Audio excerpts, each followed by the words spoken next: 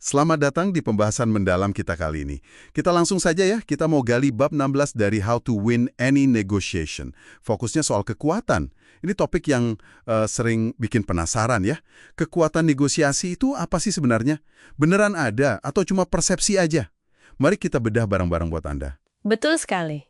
Sumber ini bilang, kekuatan itu kayak teka-teki gitu ya. Kadang nyata, kadang ya itu tadi, psikologis. Kuncinya itu gimana cara dapatnya, dan yang penting juga, gimana caranya biar nggak hilang pas lagi nego. Oke, menarik. Kalau gitu, dari mana sih mulainya kekuatan ini? Saya lihat di sumber itu, kayaknya punya pilihan lain itu, wah, penting banget ya.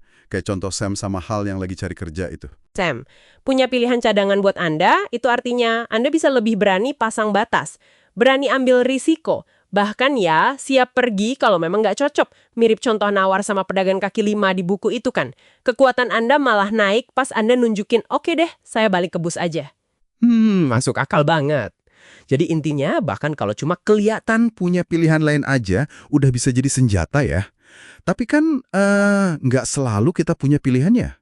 Gimana kalau kondisinya beli barang yang cuma satu-satunya?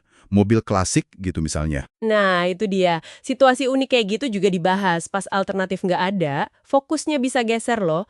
Komitmen Anda buat dapetin barang itu jadi lebih penting daripada sekedar harga murah. Sumbernya bilang biaya ekstra yang mungkin Anda bayar itu kayak premi ya, biar nggak kehilangan deal. Jadi tujuannya bukan lagi harga paling bagus, tapi gimana caranya barang itu aman di tangan Anda. Kekuatannya jadi kayak pindah gitu ke penjual. Oke, jadi selain alternatif, ada juga soal informasi ya.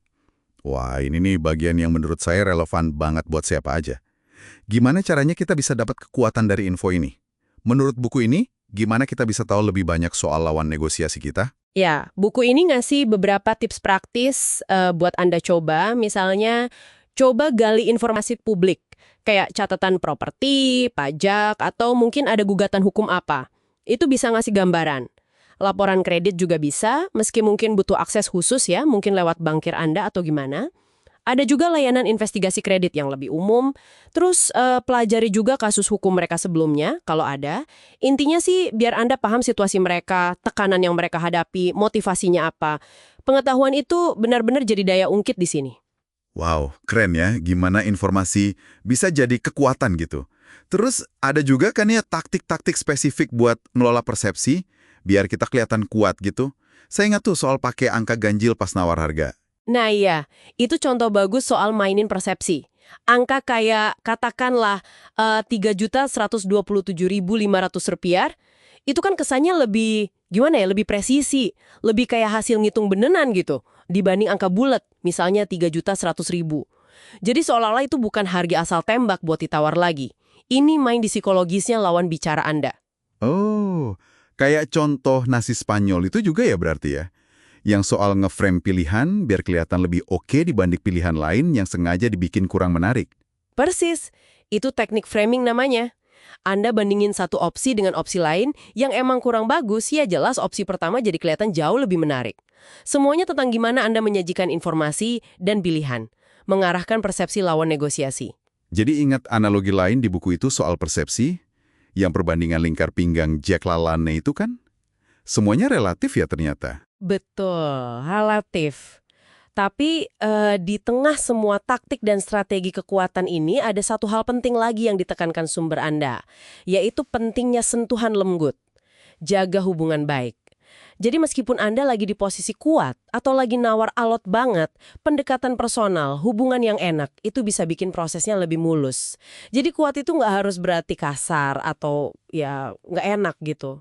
Oke, jadi kalau dirangkum nih buat Anda semua, kekuatan negosiasi itu ternyata banyak lapisannya ya.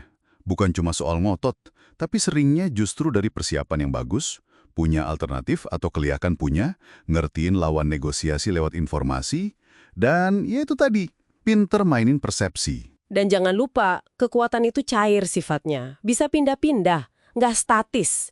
Kuncinya ya kenali dari mana daya ungkit Anda datang di situasi itu, terus gimana cara makainya. Atau bahkan cara menciptakannya. Nah, sebagai penutup nih, ada satu pemikiran dari sumber ini yang kayaknya menarik buat Anda renungkan sendiri. Pernah nggak sih Anda ngerasa agak kecewa gitu kalau negosiasi selesai terlalu gampang, terus kepikiran, waduh, jangan-jangan tadi bisa dapat lebih bagus lagi ya. Nah, gimana kalau kita antisipasi perasaan itu sebelum negosiasi? Mengelola potensi rasa nyesal karena merasa bisa lebih baik, itu gimana dampaknya ke strategi Anda? Sesuatu untuk dipikirkan lebih lanjut mungkin ya?